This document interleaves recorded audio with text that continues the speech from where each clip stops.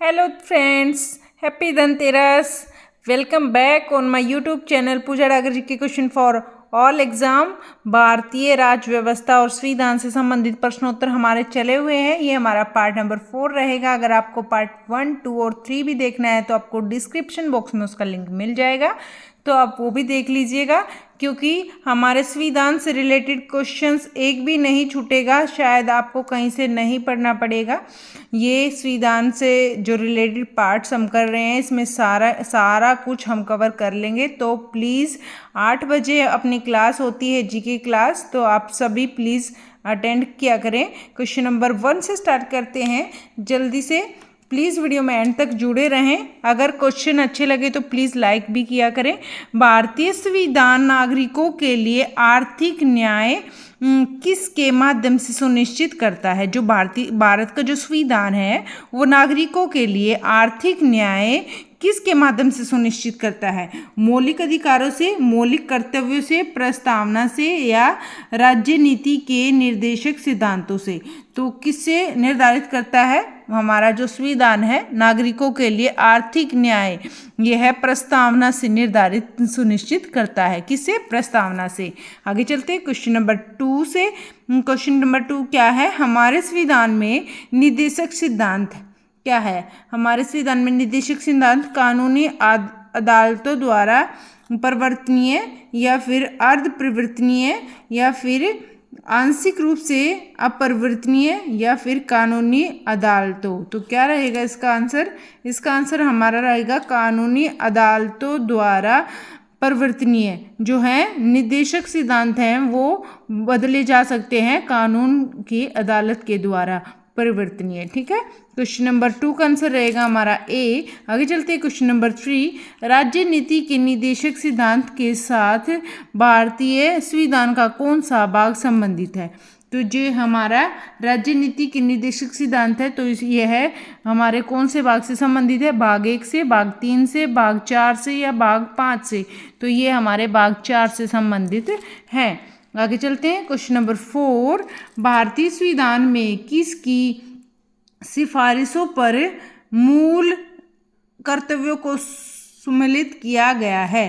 तो किसकी सिफारिशों पर मूल सिद्धांत कर्तव्यों को सुनिश्चित किया गया है? संथानम समिति या फिर स्वर्ण सिंह समिति या साहा आयोग या प्रशासनिक सुधार आयोग? तो क्या रहेगा इसका आंसर? इसका आंसर रहेगा स्वर्ण सिंह समिति। ये है स्वर्ण सिंह समिति। भारतीय संविधान में किसकी सिफारिशों पर जो मूल कर्तव्य हैं उनको सम्मिलित किया गया था? तो स्वर्ण सिंह समिति की जो सिफारिशों पर यह जो हमारे मूल कर्तव्य उनको सम्मिलित किया गया था। क्वेश्चन नंबर 5 पर चलते हैं। उससे पहले प्लीज़ वीडियो को लाइक कर दीजिए। अगर आपने लाइक नहीं की है तो प्लीज़ लाइक कर दीजिए। क्वेश्चन नंबर 5 देखते हैं। राज्य के नीति निर्देशक सिद्धांतों के अनुसार किस आयु तक के बच्चों को निःशुल्क एवं अनिवार्य शिक्षा देने की आशा की जाती है? तो कौन सी? 14 वर्ष, 16 वर्ष, 15 वर्ष, 18 वर्ष। तो 14 साल के बच्चों के लिए निःशुल्क और अनिवार्य शिक्षा निर्धारित की गई है। क्वेश्चन नंबर 6 देखते हैं। शिक्षा का अधिकार एक मौलिक अधिकार बन गया है। कब बना है ये शिक्षा का अधिकार एक मौलिक अधिकार? शिक्षा का अधिकार एक मौलिक अधिकार कब बना है? 15 मार्च 2010 को, 1 अप्रैल 2010 को, 17 जुलाई 2010 को या 10 अक्टूबर 2010 को? तो क्या आंसर रहेगा? इसका आंसर रहेगा हमारा 1 अप्रैल 2010 को जो शिक्षा का अधिकार है वह एक मौलिक अधिकार बन गया है। क्या बन गया है? मौलिक अधिकार। आगे चलते हैं। भारतीय संविधान के अनुसार संपत्ति का अधिकार है। तो भारतीय संविधान के अनुसार जो संपत्ति का अधिकार है वह क्या है? मौलिक अधिकार है, वैधिक अधिकार है या फिर प्राकृतिक अधिकार है या नैतिक अधिकार है? तो जो हमारे संपत्ति का अधिकार है वह है हमारा वैधिक अधिकार है। क्या है? कौन सा अधिकार है? वैधिक अधिकार है। आगे चलते हैं क्वेश्चन नंबर 8 पर। मूल अधिकारों से संबंधित मामला निम्नलिखित में से कौन सा है? तो मूल अधिकारों से संबंधित मामला कौन सा है? इनमें से गोपाल नाथ बनाम पंजाब राज्य 1967 में, पश्चिम बंगाल बनाम भारत संघ 1963 में, शर्मा बनाम कृष्णा 1959 में या मुंबई राज्य बनाम बलसारा 1951 में। तो क्या रहेगा, मूल अधिकारों से संबंधित कौन सा मामला रहा है? ये हमारा रहा है गोलकनाथ बनाम पंजाब राज्य। गोलकनाथ बनाम पंजाब राज्य 1967 वाला है, मूल अधिकारों से संबंधित मामला रहा है। ठीक है फ्रेंड्स, आगे चलते हैं 9th क्वेश्चन पर। निम्नलिखित में से किस स्थिति में बंदी प्रत्यक्षीकरण की रीट जारी की जाती है? तो बंदी प्रत्यक्षीकरण रीट कब जारी की जाती है? यह की जाती है संपत्ति की हानि पर, या अतिरिक्त कर की वापसी पर, या दोषपूर्ण पुलिस नजरबंदी पर, या फिर भाषण की स्वतंत्रता का उल्लंघन। तो क्या रहेगा, 9th का आंसर हमारा रहेगा दोषपूर्ण पुलिस नजरबंदी पर। ठीक है, जब हमारा दोषपूर्ण पुलिस नजरबंदी हो तब जो है बंदी प्रत्यक्षीकरण रीट जारी की जाती है। ठीक है फ्रेंड्स, 9 क्वेश्चन हो चुके हैं। अगर वीडियो अच्छी लग रही है तो प्लीज़ वीडियो को लाइक करें, ज़्यादा से ज़्यादा शेयर करें। अगर चैनल पर नए हैं तो प्लीज़ प्लीज़ प्लीज़ सब्सक्राइब कर लें। क्वेश्चन नंबर 10 देखते हैं। डेली हमारी जीके क्लास होती है 8 बजे, तो आप प्लीज़ अटेंड किया करें और प्लीज़ वीडियो में एंड तक जुड़े रहें। भारतीय संविधान का भाग 4 निम्नलिखित में से किससे संबंधित है? जो भाग 4 है वह किससे संबंधित है? संघ से, राज्य से, मौलिक अधिकार से, फिर राज्य के नीति निर्देशक तत्वों से। किससे संबंधित है जो हमारा भाग 4 है? मैं ये क्वेश्चन कई बार करा चुकी हूँ, ये क्वेश्चन घुमा फिरा के दे दिया जाता है, तो आपको याद रखना है भारत का जो संविधान है उसका भाग 4 है वह राज्य के नीति निर्देशक तत्वों से संबंधित है। भाग 4 राज्य के नीति निर्देशक तत्वों से संबंधित है। क्वेश्चन नंबर 11, किस प्रकार की सरकार में दोहरी नागरिकता एक महत्वपूर्ण विशेषता है? तो कौन सी सरकार है, किस प्रकार की सरकार में जो दोहरी नागरिकता है वह एक महत्वपूर्ण विशेषता है? तो यह है संसदीय, एकात्मक, या संघीय, या फिर सत्तावादी। तो क्या रहेगा इसका आंसर? इसका आंसर रहेगा हमारा क्वेश्चन नंबर 11 का आंसर रहेगा संघीय। जो है संघीय है, संघीय हमारी सरकार कैसी है? संघीय है, हमारा जो देश भारत है वह संघीय है। तो संघीय प्रकार की सरकार में दोहरी नागरिकता एक महत्वपूर्ण विशेषता है।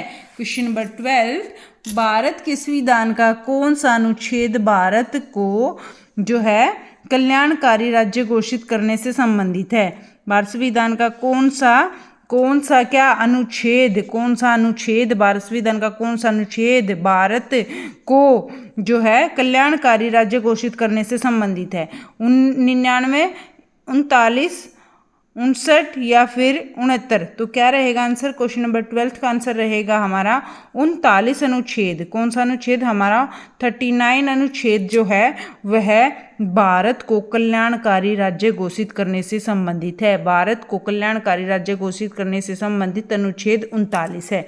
ठीक है फ्रेंड्स, हमारे 12 क्वेश्चन हो चुके हैं। प्लीज़ वीडियो को लाइक कर दीजिए, प्लीज़ वीडियो को छोड़ के ना जाएं, प्लीज़ वीडियो में एंड तक जुड़े रहें। क्वेश्चन नंबर 13, अल्पसंख्यकों के हितों की सुरक्षा पर किस अनुच्छेद में विचार किया गया है? तो अल्पसंख्यकों के हितों की, अल्पसंख्यक होते हैं ना जो कम जनसंख्या वाली जनजाति होती हैं, अल्पसंख्यकों के हितों की रक्षा पर किस अनुच्छेद में विचार किया गया है? अनुच्छेद 14, अनुच्छेद 19, अनुच्छेद 29, अनुच्छेद 32। तो क्या रहेगा इसका आंसर? इसका आंसर रहेगा 29 में।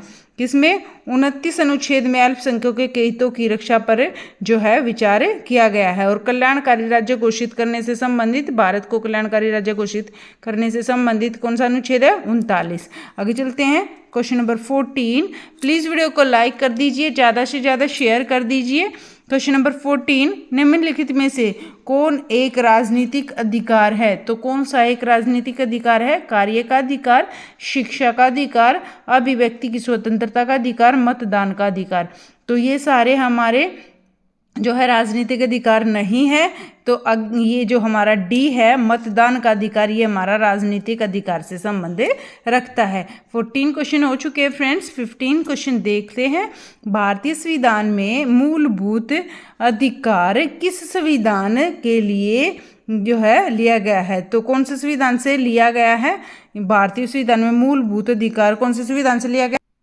भारतीय संविधान में मूलभूत अधिकार जो हमारे हैं वह अमेरिका, कहाँ से, अमेरिका देश से लिए गए हैं। संविधान के मूलभूत अधिकार हमने अमेरिका जो देश है वहाँ से लिए हैं। ये हो गए हमारे 15 क्वेश्चन। फ्रेंड्स आगे चलते हैं 16 क्वेश्चन पर।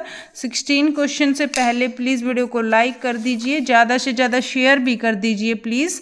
क्वेश्चन नंबर 16, भारतीय संविधान के निम्नलिखित में से किस भाग में सामाजिक एवं आर्थिक लोकतंत्र को सुनिश्चित किया गया है? तो किसको, यह है आपातकालीन स्थिति के प्रावधान या फिर केंद्र राज्य संबंधी या फिर राज्य नीति के निर्देशक सिद्धांत या इनमें से कोई नहीं। तो क्या इसका आंसर रहेगा, भारतीय संविधान के निम्नलिखित में से किस भाग में सामाजिक और आर्थिक लोकतंत्र को सुनिश्चित किया गया है? तो आपातकालीन स्थिति के प्रावधान, केंद्र राज्य संबंधी या राज्य नीति के निर्देशक सिद्धांत इनमें से कोई नहीं। तो हमारा आंसर रहेगा 16 का सी। क्या रहेगा हमारा क्वेश्चन नंबर 16 का आंसर क्या रहेगा? सी, राज्य नीति के निर्देशक सिद्धांत। भारतीय संविधान का जो है राज्य नीति के निर्देशक सिद्धांत में सामाजिक और आर्थिक लोकतंत्र को सुनिश्चित किया गया है। ठीक है फ्रेंड्स, क्वेश्चन नंबर 17, भारतीय संविधान के अनुसार निम्नलिखित में से कौन सा मूल अधिकार नहीं है? इनमें से हमारा कौन सा मूल अधिकार नहीं है? शिक्षा का अधिकार, भाषण का अधिकार और सूचना का अधिकार, ये हमारे क्या है? मूल अधिकार हैं। और जो जीवन का अधिकार है यह हमारा मूल अधिकार नहीं है। शिक्षा का जो अधिकार है यह भी हमारा मूल अधिकार है, भाषण का अधिकार भी हमारा मूल अधिकार है और जीवन का अधिकार भी हमारा मूल अधिकार है। जो सूचना का अधिकार है यह है मूल अधिकार में नहीं आता है। तो हमारा क्या आंसर रहेगा इसका? 17 का सी आंसर रहेगा, सूचना का अधिकार। क्वेश्चन नंबर 18, भारतीय संविधान में नागरिकता के प्रावधान कब लागू किए गए हैं? जो हमारा भारत का संविधान है उसमें नागरिकता के प्रावधान जो लागू किए गए हैं वे कब से स्टार्ट किए गए? 1950 से, 1949 से, 1951 से या 1952 से? तो यह हमारे किए गए 1949 से। भारतीय संविधान में नागरिकता के प्रावधान 1949 में लागू किए गए। ठीक है फ्रेंड्स, आगे चलते हैं 19th क्वेश्चन, रिक्त स्थान की पूर्ति करें। अधिकार, कर्तव्य, खालिस्तान। अधिकार कर्तव्य के बाद क्या जुड़ेगा इसमें? को बंधित करता है। अधिकार कर्तव्य को बंधित करता है, अधिकार को अनुदेशित करता है या अधिकार कर्तव्यों में निहित है या अधिकार कर्तव्यों का विरोध करता है। तो क्या इसमें फिट रहेगा? अधिकार कर्तव्यों को बाधित करता है, अधिकार कर्तव्यों को अनुदेशित करता है या अधिकार कर्तव्यों में निहित है या अधिकार कर्तव्यों का विरोध करता है। तो क्या इसका आंसर रहेगा 19th का आंसर रहेगा अधिकार कर्तव्यों में निहित है। क्या है? अधिकार कर्तव्यों में निहित है। क्वेश्चन नंबर 20, समानता का निम्नलिखित में से कौन सा प्रकार समानता की उदारवादी धारणा के सदृश नहीं है? तो इनमें से जो है समानता का कौन सा प्रकार समानता की उदारवादी धारणा के सदृश नहीं है? तो विधिक समानता, सामाजिक समानता, राजनीतिक समानता या आर्थिक समानता। तो क्या रहेगा आंसर 20 का आंसर रहेगा जो हमारी आर्थिक समानता है यह उदारवादी धारणा के सदृश नहीं है। उदारवादी धारणा के सदृश क्या क्या है? विधिक समानता, सामाजिक समानता और राजनीतिक समानता आता है, लेकिन आर्थिक समानता इसके अंतर्गत नहीं आता। 20 क्वेश्चन हो चुके हैं हमारे। अगर वीडियो को लाइक नहीं किया है तो प्लीज़ वीडियो लाइक कर दीजिए, शेयर नहीं की है तो प्लीज़ शेयर कर दीजिए। अगर चैनल पर नए हैं तो प्लीज़ सब्सक्राइब भी कर लीजिए।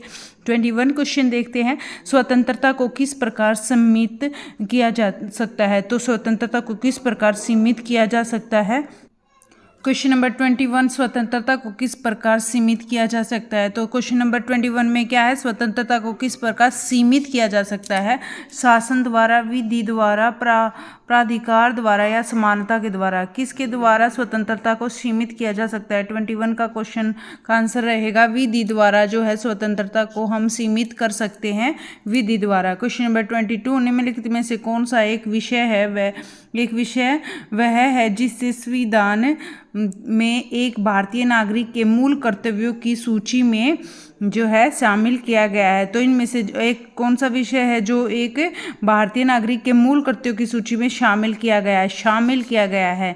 ठीक है फ्रेंड्स, देखते हैं। ए, धर्मनिरपेक्षता का व्यवहार करना, वैज्ञानिक स्वभाव, मानवतावाद और पूछताछ तथा सुधार की भावना विकसित करना, या फिर सरकार को सभी करों का नियमित और सही ढंग से भुगतान करना, या डी, अपने कर्तव्यों का निष्पादन कर रहे या करने के दौरान किसी व्यक्ति, किसी लोग सेवक पर आक्रमण न करना। तो क्या इसका आंसर रहेगा? जो मूल कर्तव्यों में आते हैं तो इनमें से बी आंसर रहेगा इसका। 22 का आंसर हमारा रहेगा बी। वैज्ञानिक स्वभाव, मानवतावाद और पूछताछ तथा सुधार की भावना विकसित करना, ये इसका आंसर रहेगा हमारा। क्वेश्चन नंबर 23, एकाधिकार मताधिकार तंत्र क्या है? तो एकाधिकार मताधिकार तंत्र क्या है? प्रत्याशी लोग एक से अधिक वोट देते हैं, या केवल उच्च अधिकारी ही एक से अधिक वोट देते हैं, या फिर पत्रित वोटर एक वोट देता है तथा कुछ विशेष योग्यता वाले वोटर एक से अधिक वोट देते हैं, सभी नागरिक अलग अलग 3 वोट देते हैं। तो क्या इसका आंसर रहेगा? एकाधिकार मताधिकार क्या है? एकाधिकार मताधिकार ज्यादा। तो इसमें आंसर रहेगा हमारा सी, पत्रित वोटर एक वोट देता है। क्या? पत्रित वोटर एक वोट देता है तथा कुछ विशेष योग्यता वाले वोटर एक से अधिक वोट देते हैं। 23 क्वेश्चन हो चुके हैं। प्लीज वीडियो को लाइक कर दीजिए और वीडियो में एंड तक जुड़े रहें। ज्यादा क्वेश्चन नहीं बचे हैं, केवल 40 क्वेश्चन है हमारे। 24 क्वेश्चन निम्नलिखित में से क्वेश्चन नंबर 24, निम्नलिखित में से कौन सा स्वाभाविक रूप से न्यायपूर्ण है? तो इनमें से कौन सा स्वाभाविक रूप से न्यायपूर्ण है? मौलिक कर्तव्य, राज्य के निर्देशक सिद्धांत, या मौलिक अधिकार, या इनमें से कोई नहीं। तो क्या आंसर रहेगा? स्वाभाविक रूप से न्यायपूर्ण क्या है इनमें से? मौलिक कर्तव्य, राज्य के नीति निर्देशक सिद्धांत, मौलिक अधिकार, इनमें से कोई नहीं। 24 का आंसर क्या रहेगा हमारा? ये रहेगा मौलिक अधिकार जो है वह मौलिक कर्तव्य जो है स्वाभाविक रूप से न्यायपूर्ण है। ठीक है, मौलिक कर्तव्य स्वाभाविक रूप से न्यायपूर्ण है। 24 क्वेश्चन हो चुके हैं। 25 क्वेश्चन देख लेते हैं। निजता का अधिकार किसके अधीन है? जो हमारा निजता का अधिकार है वह किसके अधीन है? अनुच्छेद 19 के, अनुच्छेद 20 के, अनुच्छेद 21 के, अनुच्छेद 18 के। तो निजता का अधिकार कौन से अनुच्छेद के अंतर्गत आता है? हमारा 25 का आंसर रहेगा अनुच्छेद 21 के अंतर्गत आता है निजता का अधिकार। ठीक है, निजता का अधिकार अनुच्छेद 21 के अंतर्गत आता है।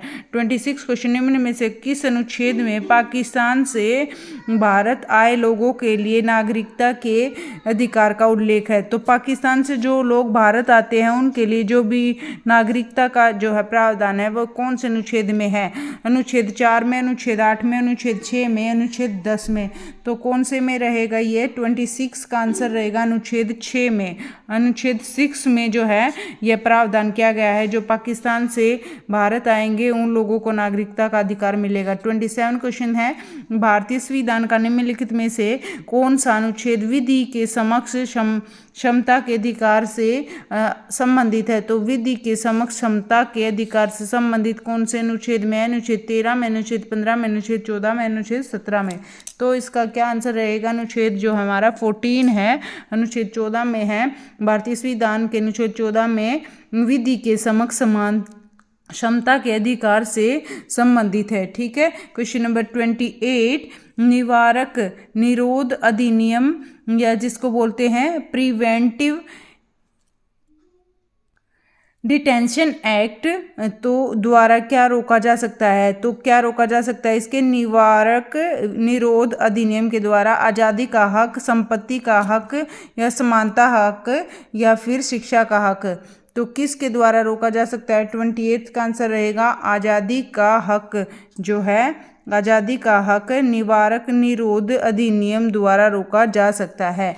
आगे चलते हैं। क्वेश्चन नंबर 29, भारतीय नागरिकता किसके द्वारा दी जाती है? तो भारत जो नागरिकता वह किसके द्वारा दी जाती है? भारत के राष्ट्रपति के द्वारा, भारत के प्रधानमंत्री द्वारा, या गृह मंत्री द्वारा, या विदेश मंत्रालय द्वारा। तो कौन से मंत्रालय द्वारा दी जाती है?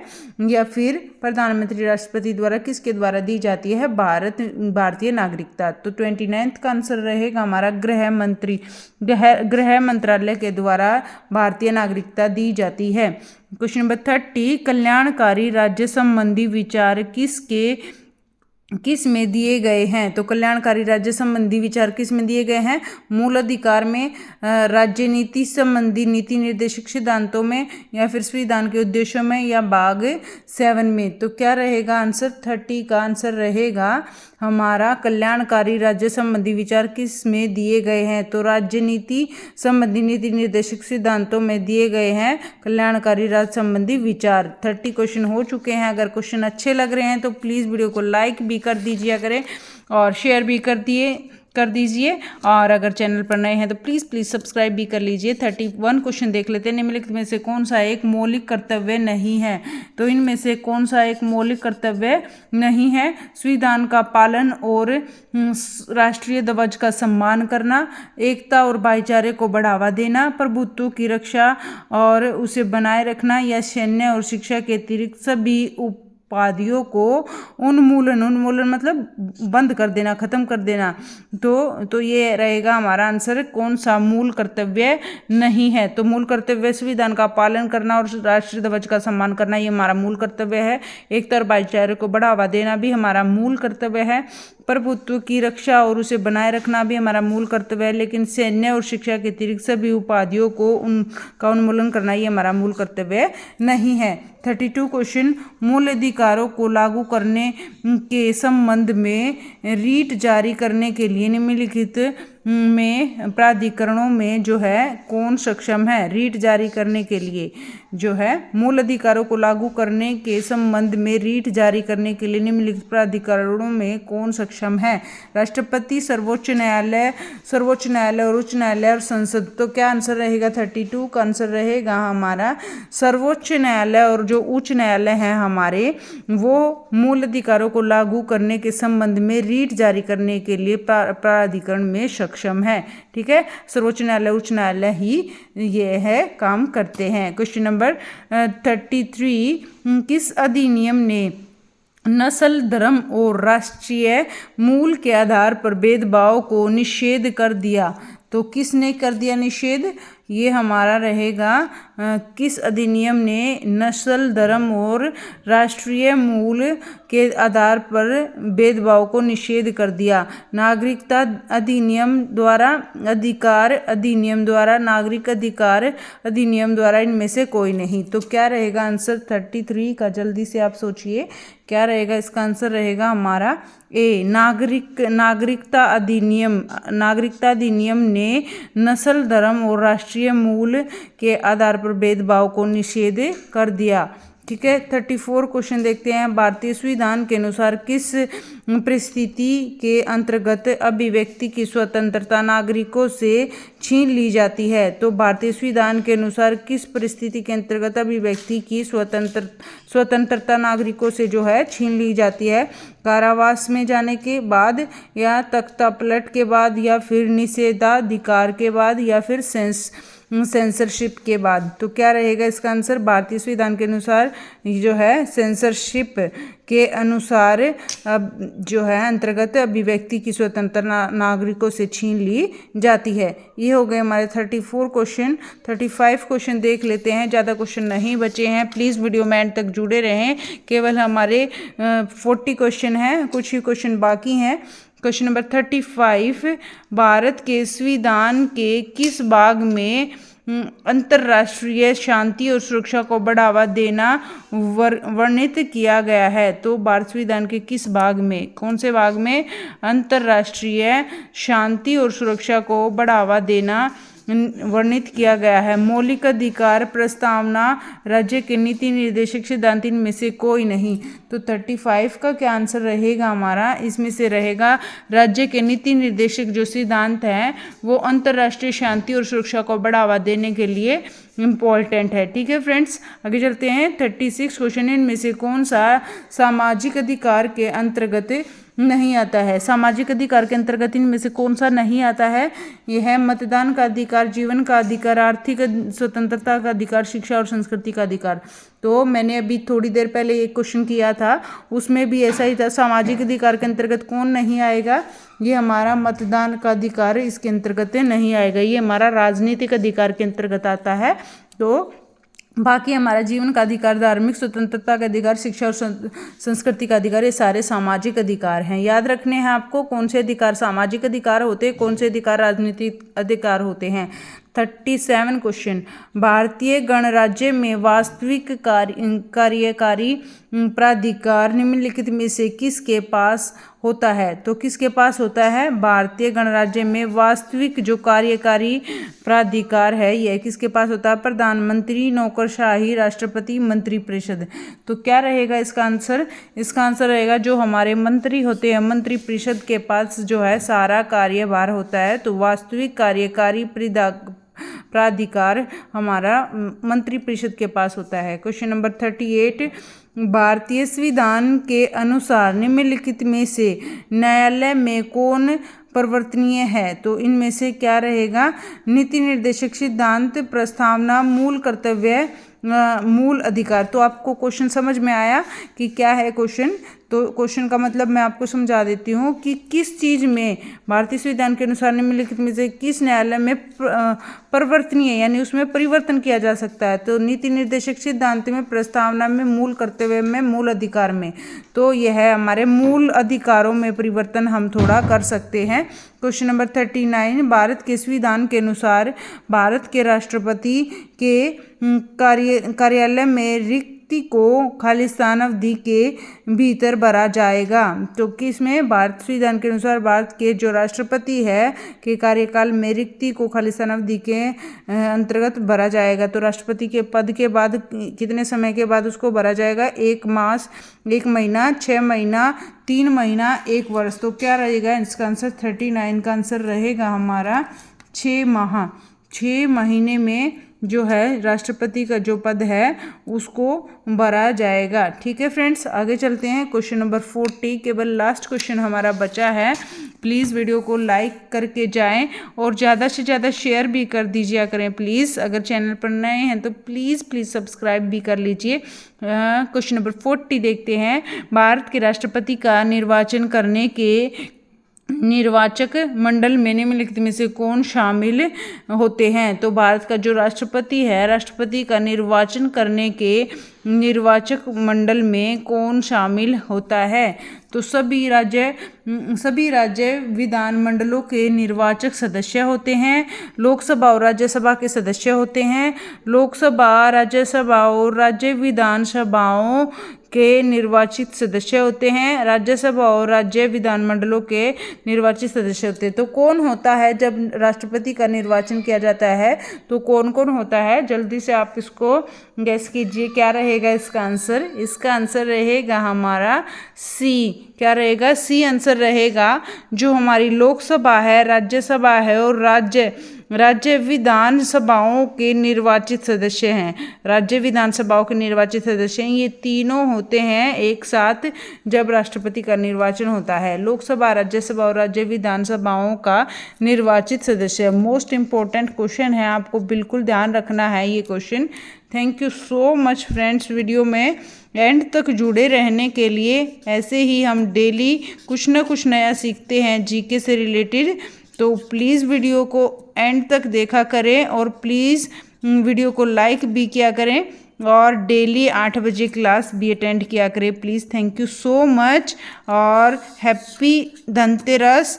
माँ लक्ष्मी की कृपा आप पर, आपके परिवार पर बनी रहे। हंसते रहें, हंसाते रहें और तब तक के लिए आप अपना ख्याल रखें। फिर मिलते हैं नेक्स्ट वीडियो में। Thank you so much, bye bye, take care, good night.